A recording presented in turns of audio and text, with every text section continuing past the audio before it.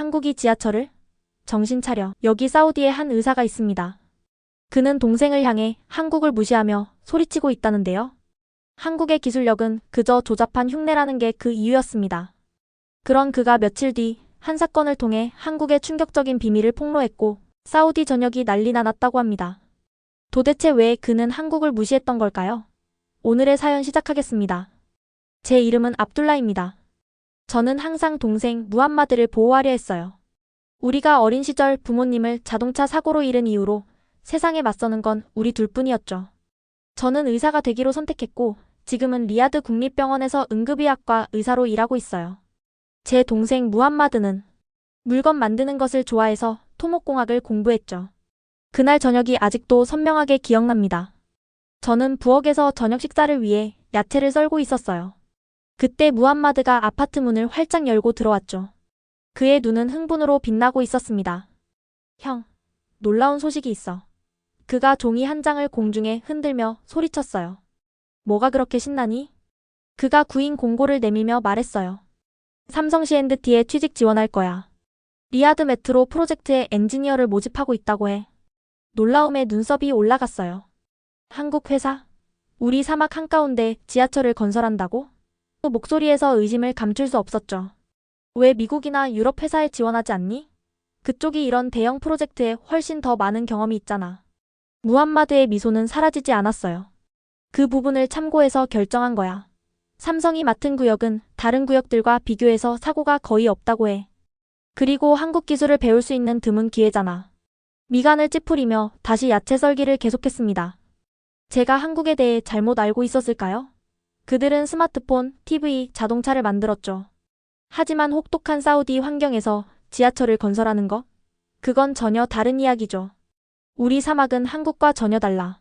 칼을 휘두르며 주장했어요. 우리는 50도가 넘는 온도, 예측할 수 없는 모래폭풍, 완전히 다른 집안 상태를 가지고 있어. 한국인들이 이런 조건에서 건설하는 것에 대해 뭘 알겠니? 그 부분을 알고 싶어. 그래서 한국 회사에서 일하고 싶어.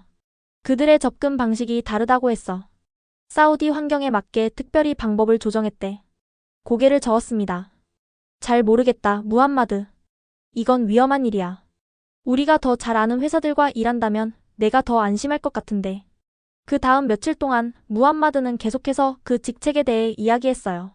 제 걱정에도 불구하고 그는 지원했고 리야드 메트로 프로젝트의 삼성 C&T 지하 굴착팀에 합격했습니다. 매일 아침 그가 일을 하러 떠나는 모습을 지켜볼 때마다 가슴이 무거웠어요. 그의 손에는 안전모가 들려 있었지만 그의 얼굴은 기대로 가득 차 있었죠. 그 다음 몇 주 동안 무함마드는 종종 한국인 팀장인 김민준에 대한 이야기를 들고 집에 돌아왔어요. 제 동생의 말에 따르면 민준은 이전에 한국에서 광산구조대원으로 일했으며 작업자들에게 영웅 같은 존재였답니다. 한국 광산과 사우디 사막은 완전히 다른 세계야. 그 경험이 여기서 무슨 소용이 있겠니? 무함마드는 마치 제가 동생인 것처럼 인내심 있게 미소 지었어요. 그게 그들의 접근 방식이 특별한 이유야. 그들은 한국 방법을 맹목적으로 적용하지 않아. 우리 조건에 맞게 조정하고 있어. 터널용 특수 냉각 시스템과 첨단 모래 안정화 기술도 개발했어. 정말 인상적이라고.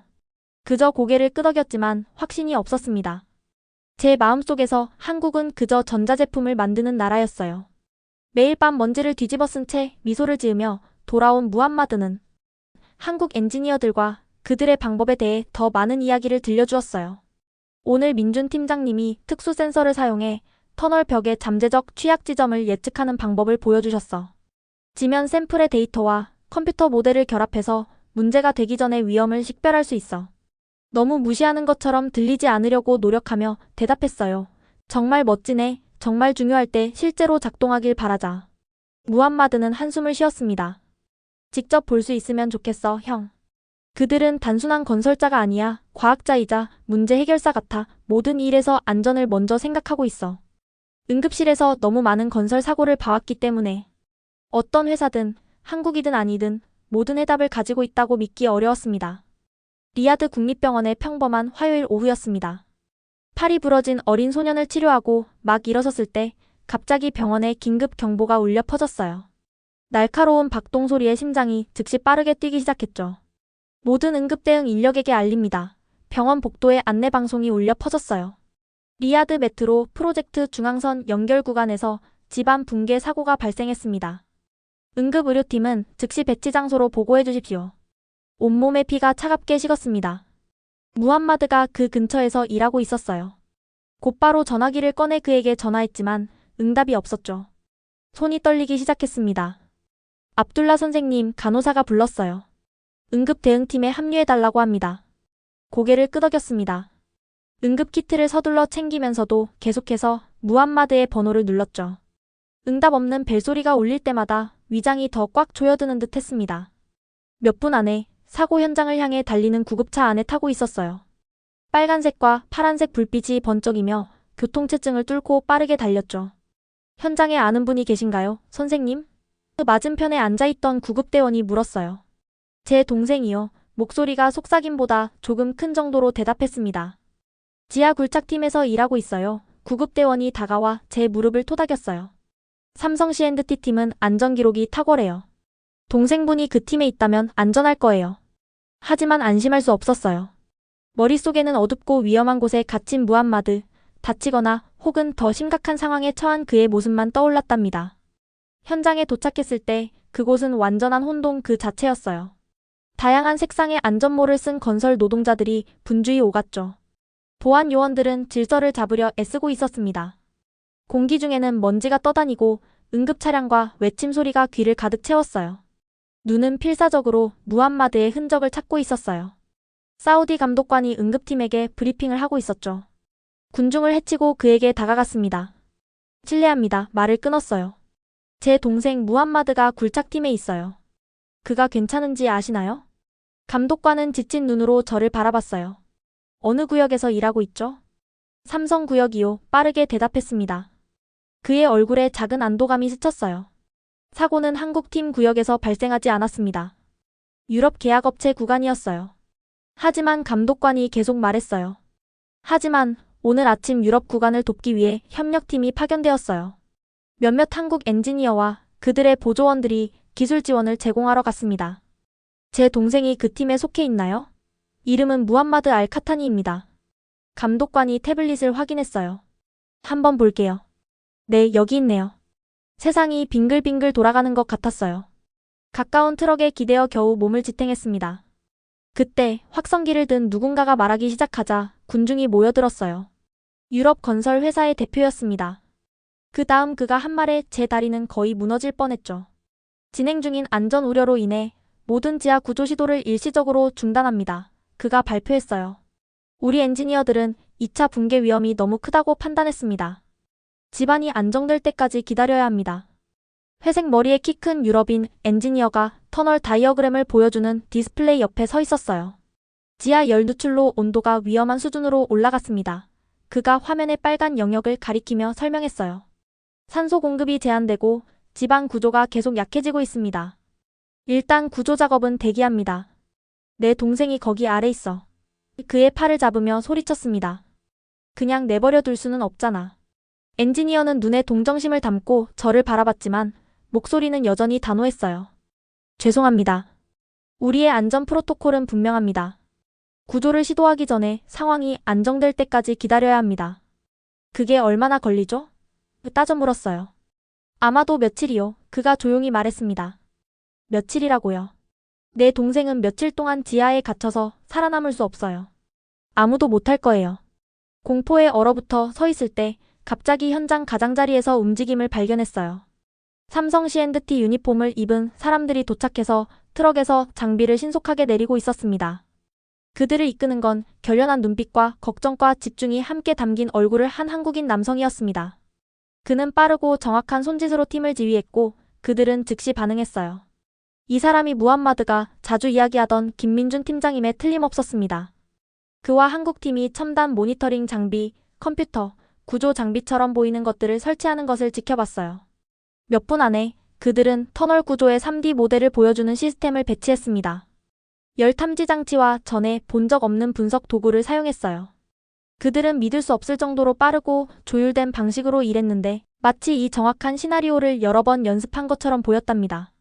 빠른 분석 후 민주는 간단한 논의를 위해 팀을 모았어요. 그들이 무슨 말을 하는지 듣지는 못했지만 얼굴에는 자신감이 넘쳤어요. 유럽 회사 관계자들과 사우디 정부 대표들이 계속해서 위험성을 논의하는 동안 한국팀은 이미 장비를 준비하고 있었어요. 내 안에 희망이 일렁이기 시작했어요. 장비를 점검하고 있는 민준에게 다가갔습니다. 제 동생 무함마드가 거기 아래 있어요. 떨리는 목소리로 말했어요. 그는 당신 팀에서 일해요. 민준은 저를 올려다봤는데 그의 눈은 진지하면서도 친절했어요. 정말로 그들을 구하러 갈 건가요? 제가 감히 희망을 품으며 물었습니다. 민준은 한번 단호하게 고개를 끄덕였어요. 방법이 있다고 생각해요. 우리 시뮬레이션은 가능한 경로를 보여주고 있습니다. 하지만 유럽팀은 너무 위험하다고 했어요. 지적했습니다. 민준의 표정은 변하지 않았어요. 우리는 다른 방법과 다른 도구를 가지고 있어요. 그리고 우리는 절대 우리 사람들을 포기하지 않습니다. 그가 내 어깨에 손을 올렸어요. 무함마드를 찾을 것을 약속합니다. 민준의 눈을 바라보며 갑자기 한국 기술에 대한 의심보다 이 한국인 엔지니어의 결의를 믿고 싶어졌어요. 민준이 다시 준비하러 돌아가는 동안 저는 서서 이 새로 본 희망에 매달렸어요. 어쩌면, 정말 어쩌면 한국 공학이 바로 내 동생의 생명을 구하는 데 필요한 것일지도 몰랐습니다. 불안한 사람들 무리와 함께 서서 민준의 팀이 행동에 나서는 것을 지켜봤어요. 그들은 완벽하게 조율된 기계처럼 일했고 각자 정확히 무엇을 해야 할지 알고 있었답니다. 먼저 붕괴된 구역 위로 특수 드론을 띄웠어요. 일반 드론이 아니라 흑층을 통과해볼 수 있는 열감지 카메라를 장착한 드론이었죠. 이 드론들은 콘크리트와 흙을 통과해서도 체열을 감지할 수 있어요. 제 관심을 눈치챈 젊은 한국인 엔지니어가 설명했어요. 구조 작업을 위해 특별히 설계됐죠.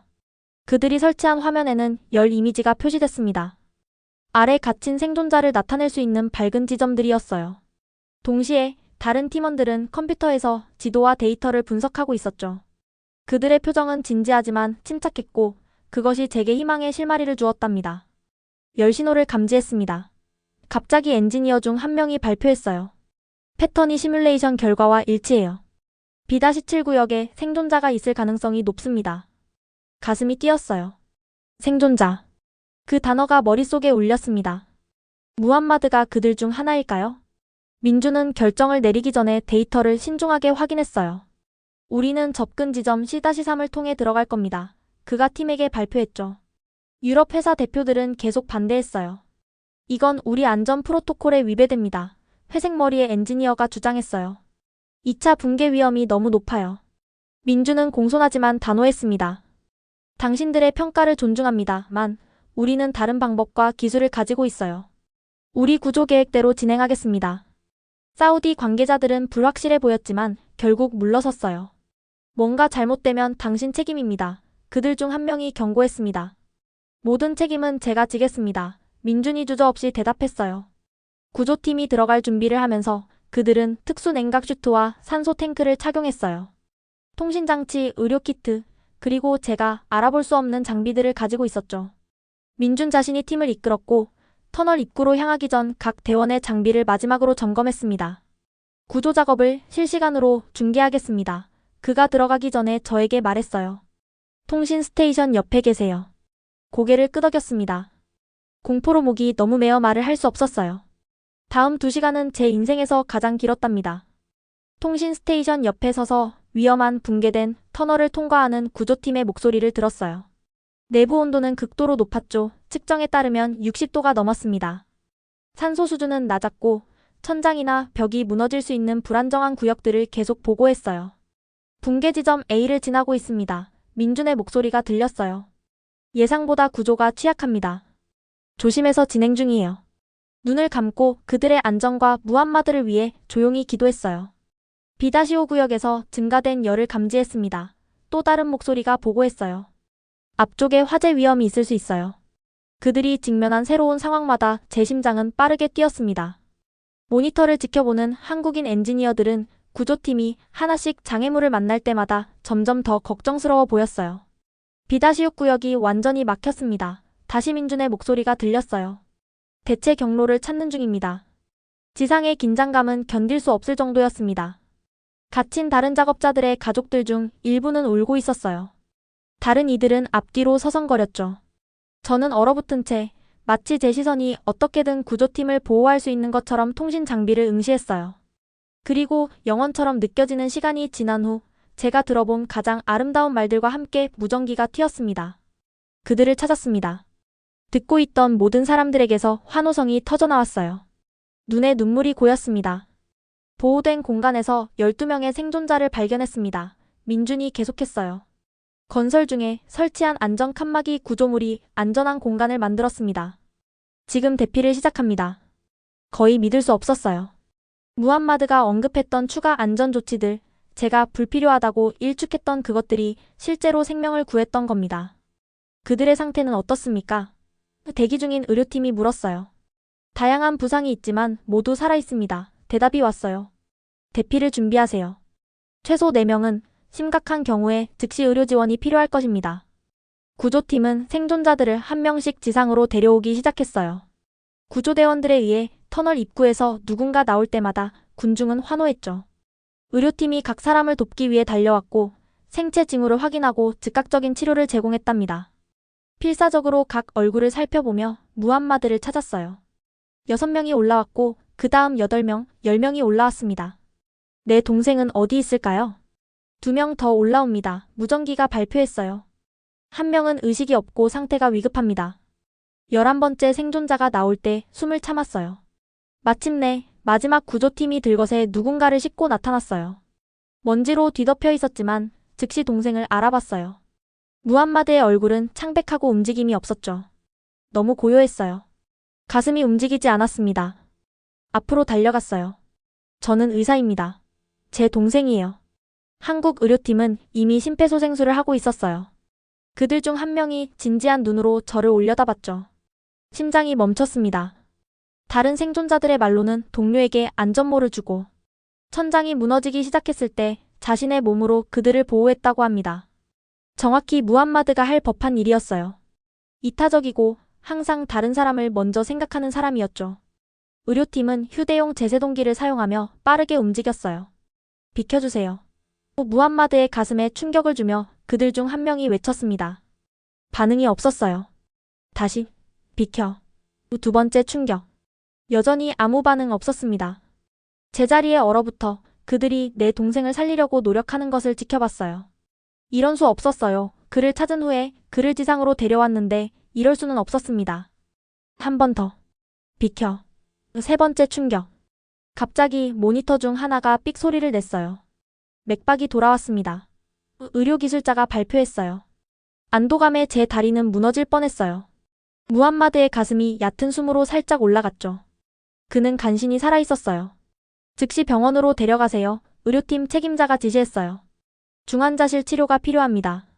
무함마드를 구급차에 싣는 동안 민준이 다가왔어요. 그의 유니폼은 땀에 흠뻑 젖어 있었고 얼굴은 먼지와 피로로 얼룩져 있었습니다. 동생과 함께 가세요. 그가 간단히 말했어요. 우리는 우리 역할을 했습니다. 이제 의사로서 당신 차례입니다. 적절한 말을 찾지 못한 채 그의 손을 잡았어요. 감사합니다. 라는 말은 그와 그의 팀이 한 일에 비해 너무 작게 느껴졌어요.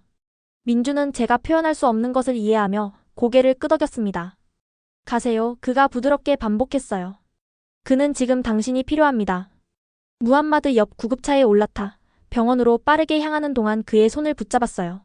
그의 얼굴은 여전히 먼지로 덮여 있었지만 각각의 소중한 숨과 함께 오르내리는 가슴을 볼 수 있었습니다. 그 순간 한국 공학과 기술에 대해 제가 알고 있다고 생각했던 모든 것이 완전히 바뀌었어요. 그들은 단지 지하철을 건설한 것이 아니었어요. 다른 모든 사람들이 포기했을 때 내 동생의 생명을 구한 시스템을 만들었던 겁니다. 7일 동안 중환자실에서 무함마드 곁을 거의 떠나지 않았어요. 그의 가슴이 규칙적으로 오르내리는 모습, 심장 모니터의 리듬감 있는 삑삑 소리, 천천히 떨어지는 정맥 주사액을 지켜봤습니다.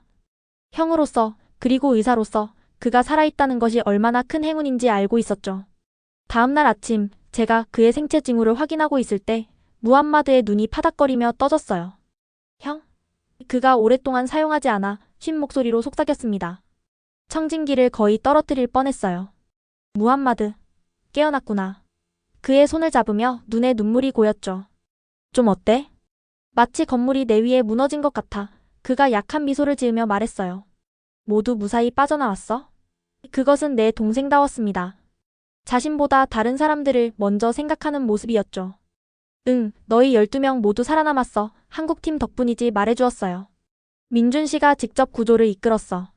무함마드는 마치 자신이 정확히 예상했던 것처럼 살짝 고개를 끄덕였어요.